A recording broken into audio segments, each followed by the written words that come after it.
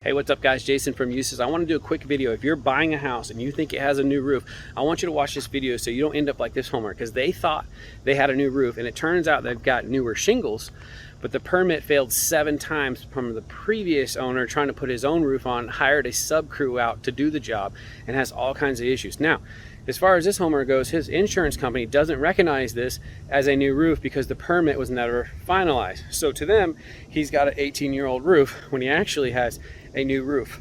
This roof is installed incorrectly. The whole roof is wrong. It's got leaks everywhere. So I want to walk you through a couple of those things so you don't end up like this homeowner.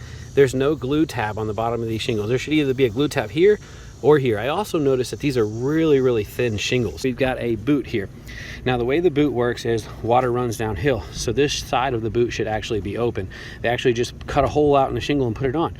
The issue with that is the water runs in here, runs under this and inside the house. If you notice these lines right here, they're down facing so that the water runs over them.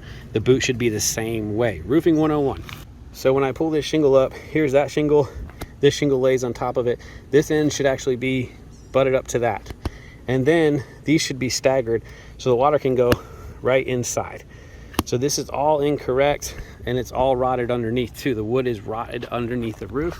A lot of times if the soffit's not breathable, you're not moving a lot of air in the attic, and then the shingle's not gonna last as long. In this case, I wanna show you guys, the soffit is actually painted. So all these slotted holes are actually covered, so you're not getting any breathement from the roof. It's not sucking any air into the attic and then pulling it out the top. It's just static air in there, and it causes the roof to fail prematurely.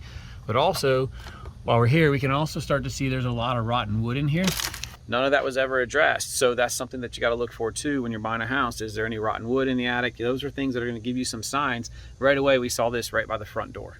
That's why it's really important to have a company that stands behind their manufacturer, but also has a great manufacturer. Right now, we see manufacturers everywhere, and there's a huge shortage of shingles, but people are like, oh, I have another brand that you can use.